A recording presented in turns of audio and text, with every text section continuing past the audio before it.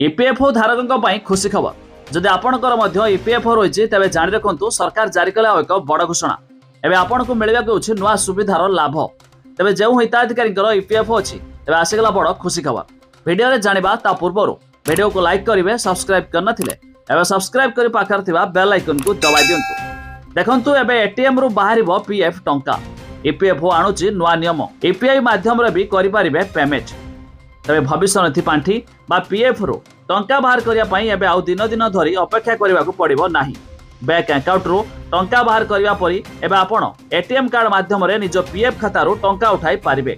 तेज EPFO 3.0 project अधीन रे कर्मचारी भविष्य निधि संगठन निजर संपूर्ण डिजिटल ढांचारे बड़ परिवर्तन करने को जाउछि तेज सूत्र अनुसार ईपीएफओ रे नूतन एटीएम एवं यूपीआई सुविधा मे 2026 शेष सुधा कार्यकारी हो पारे यार लक्ष्य हूँ 2026 मध्यभाग सुधा समस्त पीएफ प्रक्रिया को संपूर्ण रूपे पेपरलेस एवं उपभोक्ता अनुकूल करवा तेज ईपीएफओ निजर सब्सक्राइबर मानक पई एक स्वतंत्र एटीएम कार्ड जारी करने को योजना करुछि तेज यह कार्ड सीधा सड़क आपण पीएफ अकाउंट सहित संयुक्त रहिबो प्राथमिक सूचना अनुसार ग्राहक माने सेमानकर मोट जमा राशि प्राय 50% पर्यंत टंका एटीएम किंबा यूपीआई जरिया बाहर करें एथिसह फोन माध्यम यूपीआई पेमेंट कर सुविधा मिलिबो तेबे आपणकर यूएएन नंबर अर्थात यूनिवर्सल अकाउंट नंबर सक्रिय हवा आवश्यक